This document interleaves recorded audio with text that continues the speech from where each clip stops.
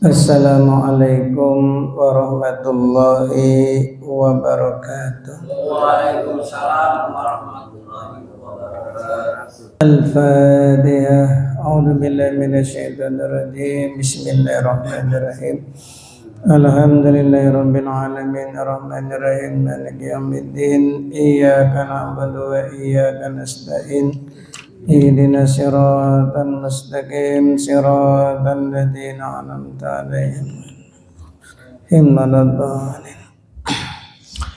Al-maqalatus sadisa, nasihat yang keenam. An Abdullah bin Mas'ud radhiyallahu anhu,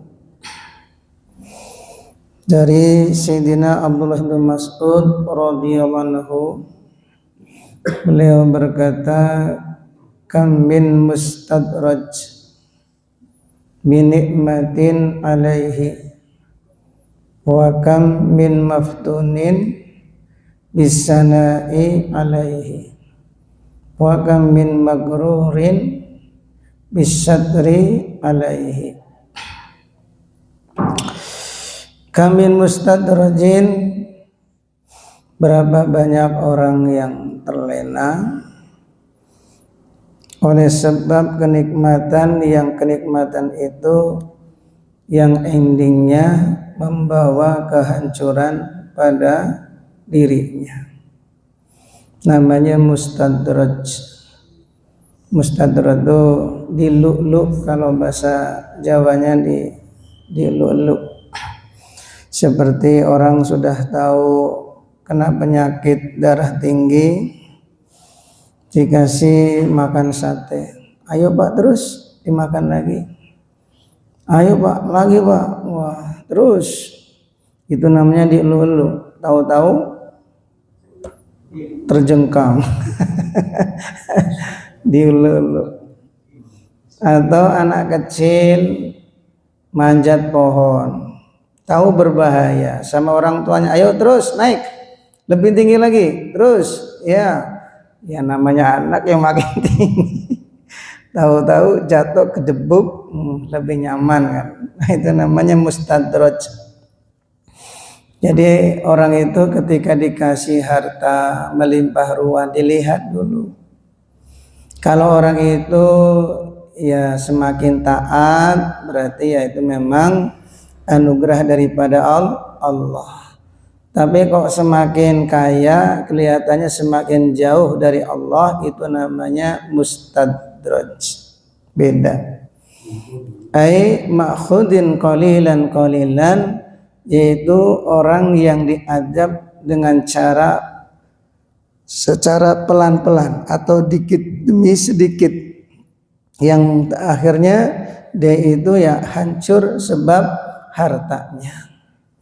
Satu contoh, ketika seorang pedagang biasa atau pedagang kecil-kecilan, pendapatannya mungkin sehari 100.000 cukup ya untuk keperluan di rumah buat anak dan istri, ibadah pun ya bisa terjaga sholat berjamaahnya ya, ketika pendapatannya 100.000 per hari.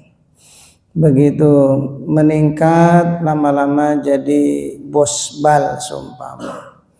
Jadi bos bal, sehingga rumah pun langsung dibangun mewah, punya mobil ya, fasilitas komplit. Nah, saat itulah mungkin ada wanita yang senang dengan dia ya, karena melihat kekayaannya. Walaupun mungkin sudah aki-aki ya, kan dia banyak duit. Jadi wanita pun ya akhirnya dekat bukan karena cinta, tapi karena dasar dia itu banyak duit. Begitu akhirnya dia selingkuh dengan selingkuhannya, akhirnya ketahuan sama istrinya, akhirnya bubarlah, terjadi perceraian, usahanya pun anjlok, jatuh. Itulah namanya mustadraj. Jadi awalnya itu padahal bagus, ketika pendapatannya itu cukup. Tapi ketika dia itu dikasih nikmat oleh Allah lebih, kok makin sholatnya jamaahnya sering ketinggalan, lama-lama nggak sholat berjamaah, sholat sendiri, alasannya sibuk, akhirnya ya malah berani bermaksiat. Maka orang-orang tuh biasanya kalau punya fasilitas komplit, mobil ada, uang ada, itu lebih cenderung mudah untuk maksiat. Maka kita nih yang nggak punya apa-apa juga tidak boleh mudah menyalahkan orang yang bermaksiat.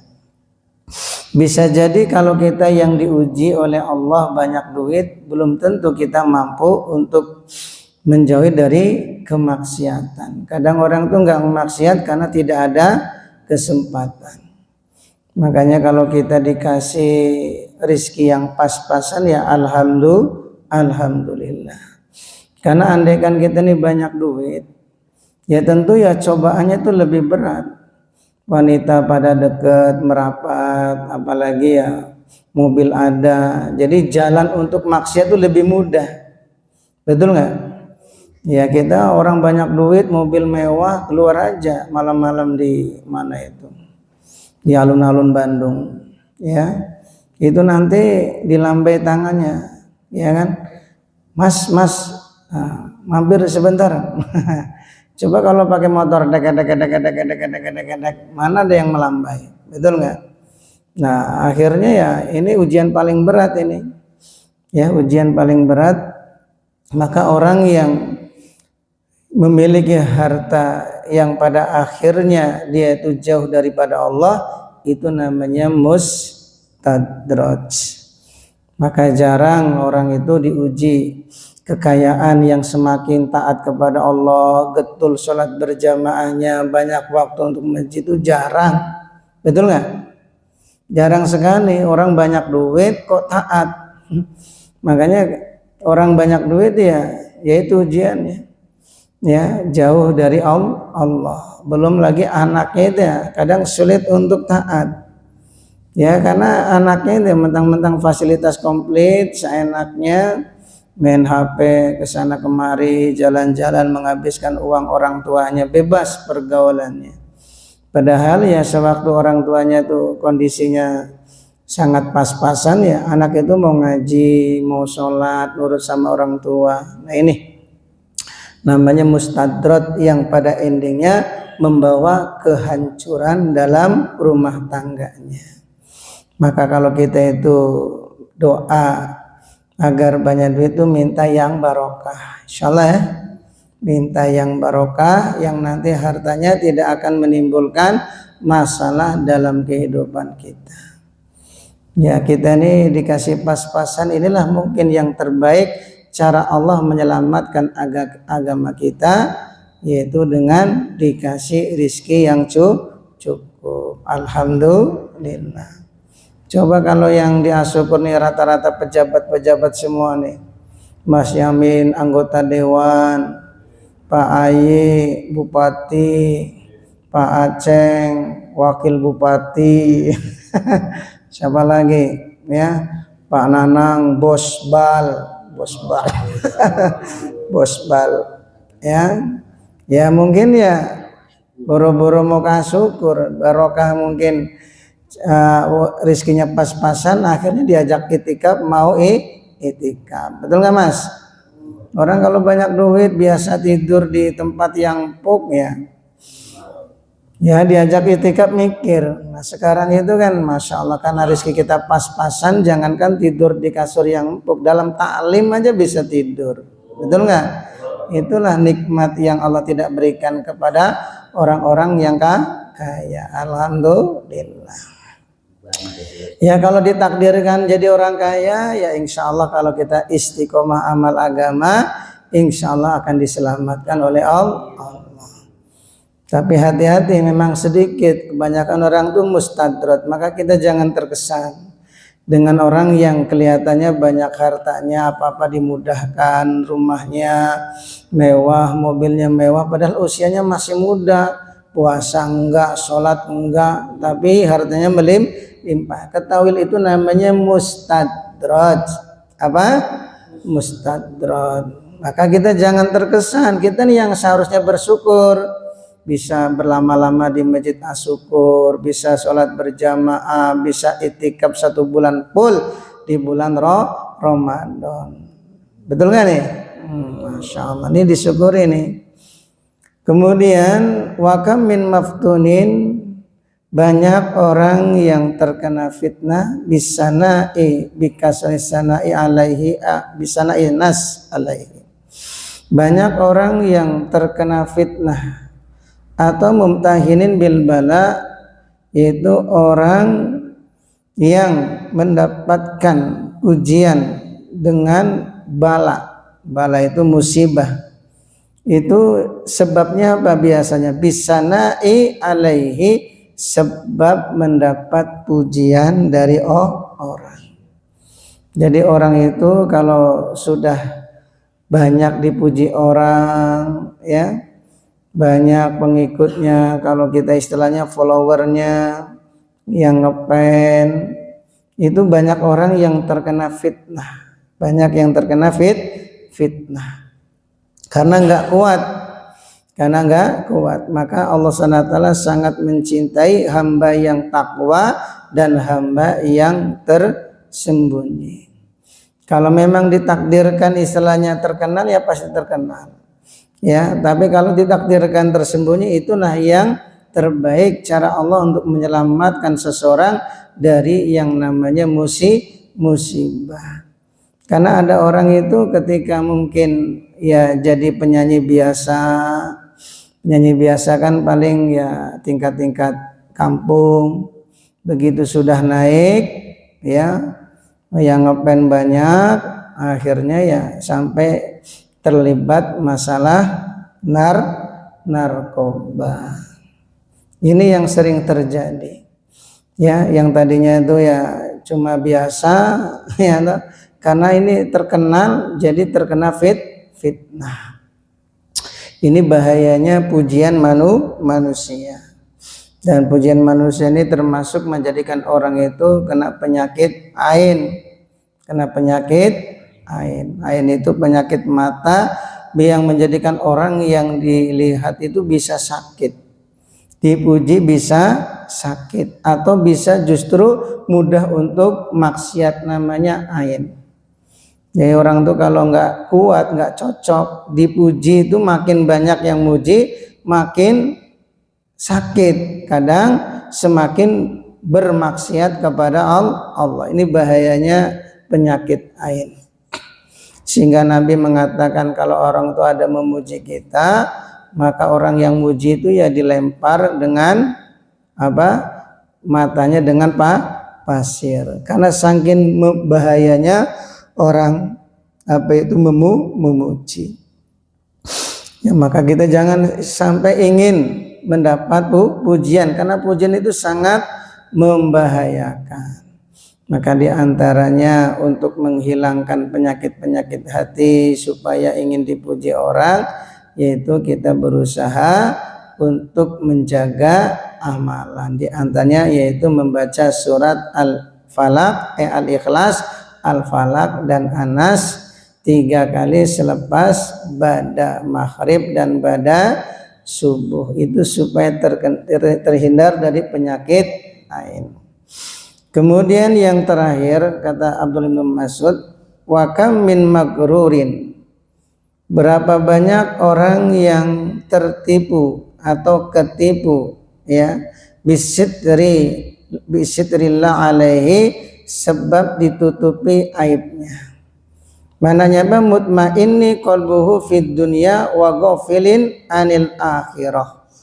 Yaitu magrurin itu merasa tenang, hatinya merasa tenang di dunia dan lupa dengan akhirat, bahwa dia itu sebenarnya maksiat, tapi kemaksiatannya ditutupi oleh Allah, nggak ada orang lain tahu.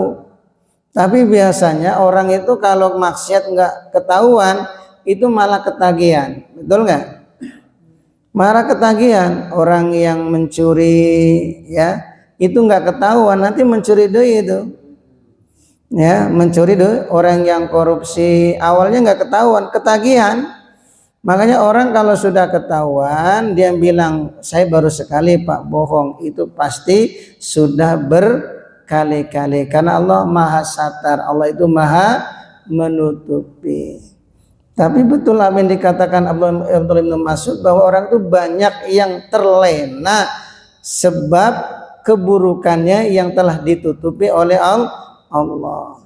Berzina tidak ketahuan, ya, malah ketagihan biasanya. Bahkan orang nggak tahu, ya, diam saja.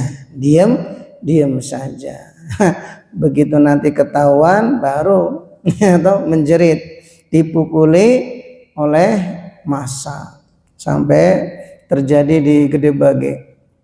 Ya, ada pedagang yang ngekos di mana itu, ya, pokoknya di dekat wilayah Gede Bage. Ketahuan sama warga, akhirnya ditelanjangin, dipukulin, ya, atau dilemparkan ke pinggir jalan. Masya Allah, dalam keadaan telanjang bulat, laki-lakinya itu. Ya, ini pelajaran, ya. Kapan orang itu maksiat satu kali, biasanya memang nggak ketahuan. Allah itu maha satar, maha menutupi, ditutupi aibnya oleh Allah. Inilah kasih sayang Allah kepada hambanya. Setiap hamba kalau berbuat maksiat itu biasanya ditutupi, ya. Kok maksiat lagi masih ditutupi, artinya Allah kasih kesempatan untuk taubat. Kok ketagihan, akhirnya dibuka oleh Allah, akhirnya baru dia menjerit. Inilah namanya banyak orang yang terlena, magrurin, sebab keburukannya yang telah ditutupi oleh Allah. Ini 3 perkara, ya. Yang pertama mustadrat, orang yang kelihatannya dikasih nikmat, dikasih harta banyak, tapi endingnya adalah hancur. Namanya mustadrat karena jauh daripada Allah Subhanahu wa ta'ala.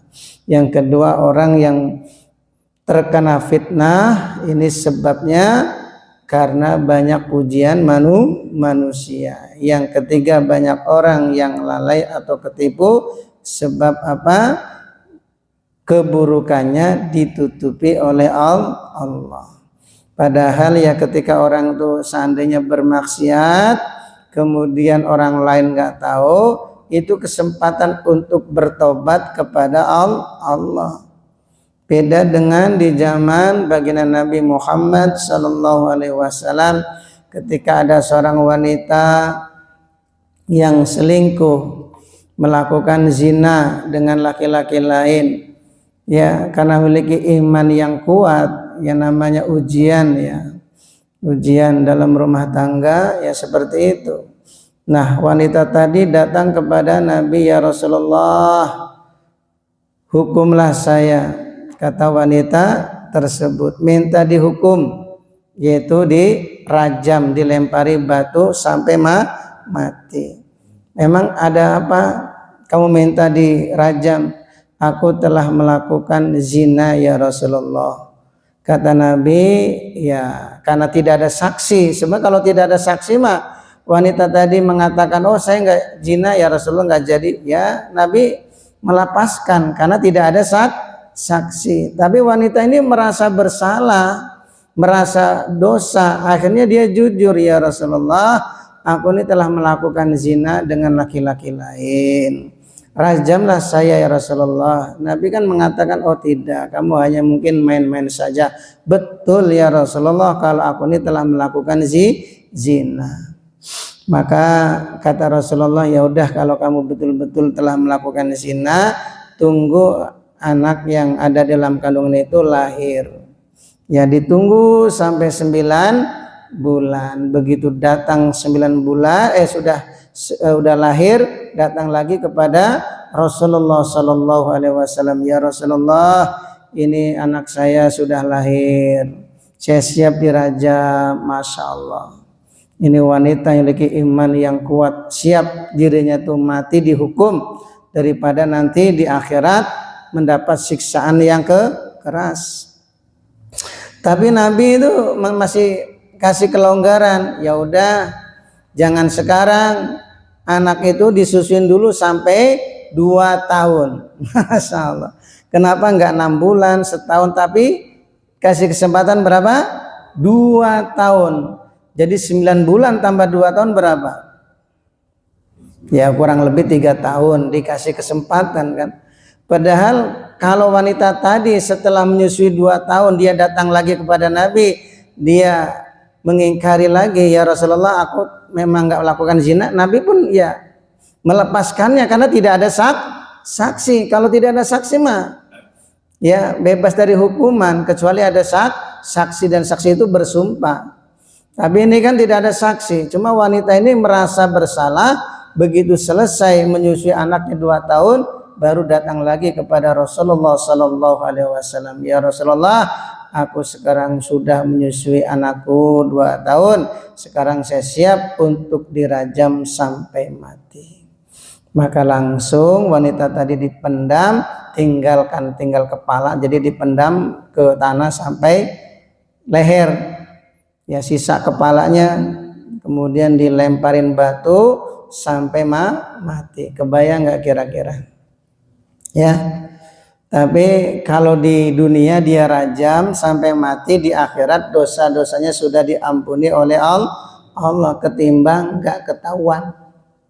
Kalau nggak ketahuan ya nanti resikonya di akhirat. Yang pernah dia melakukan, bumi yang jadi saksi, kita kan nggak jujur nanti di akhirat. Mana aku pernah ya Allah? Bumi yang jadi saksi. Bener ya Allah, itu dia dulu dohoi ya di atas saya itu, kata bumi. Masya Allah. Maka kalau orang itu nggak ketahuan, taubatlah, bertaubat. Karena dengan orang itu bertaubat, sebesar apapun dosanya, Allah itu Maha Pengampun, Al-Ghafur, pasti dosa-dosa kita akan diampuni oleh Allah. Maka wanita tadi setelah meninggal dunia, Rasulullah Sallallahu Alaihi Wasallam sendiri yang menyolati. Rasulullah sendiri yang menyolati. Maka Sayyidina Umar pun tanya, ya Rasulullah, bukankah dia wanita penzina? Kenapa engkau menyolati dia ya Rasulullah? Kan dia wanita penzina. Apa kata Rasulullah Sallallahu Alaihi Wasallam? Wahai Umar, wanita ini sudah bertaubat kepada Allah. Dosa-dosanya sudah diampuni oleh Allah. Andaikan taubat wanita tersebut diberikan kepada seluruh penduduk Madinah, maka akan mencukupi untuk seluruh penduduk Madinah. Nabi sendiri yang menyolati. Alangkah gembiranya wanita yang tadi mengaku dirinya telah berzina sehingga dirajam, yang menyolati yang mulia baginda Nabi Muhammad Sallallahu Alaihi Wasallam. Kira-kira kalau sekarang terjadi di zaman sekarang, ada nggak orang ngaku kayak gitu ya? Nah, kalau nggak ada ya mungkin kita dulu pernah ngintip. Nah kalau pernah ngintip itu nggak ketahuan, itu cepat-cepatlah bertaubat. Insyaallah ya. Allah itu masih sayang dengan kita dikasih kesempatan untuk bertaubat. Jangan sampai diulang kembali. Nah, mungkin sudah aki-aki berpikir kayaknya enak ya kayak zaman dulu. Ya sekali-sekali lah ngintip nggak apa-apa. Tahu-tahu begitu ngintip ketahuan. Nah ini era sudah aki-aki ngintip lagi. Ini pelajaran. Jadi Allah itu maha satar, tapi sedikit orang yang ketika aibnya ditutupi, yang sadar itu sedikit. Jarang orang yang mau sadar itu jarang. Kenapa? Merasa nggak ketahuan. Makanya pencuri itu kalau sudah kenyang mesti ketahuan. Ya, pencuri, perampok, terus orang koruptor, semuanya orang-orang yang bermaksiat. Itu kalau sudah ketahuan pasti sudah berkali-kali. Kalau ada orang penzina mengatakan saya baru sekali pak, itu pun baru nempel doang. Nah, bohong itu kok nempel. Ini mesti sudah berkali-kali. Allah maha satar kok, maha menutupi. Tapi sangat sedikit orang yang ingat Allah itu, sangat sedikit. Kebanyakannya terlena. Ya sebab keburukannya ditutupi oleh Allah. Nah di Indonesia ini tidak ada hukum rajam, maka kita nih ya banyak istighfar, banyak bertobat. Kalau dulu kita andaikan pernah berbuat maksiat, yaitu dengan bertobat sungguh-sungguh. Apalagi ini di bulan Ramadan, kesempatan kita untuk membersihkan diri dari dosa. Insyaallah ya. Subhanallah wa bihamdihi, subhanallah wa bihamdika, asyhadu an la ilaha illa anta astaghfiruka wa atubu ilaik. Wassalamualaikum warahmatullahi wabarakatuh.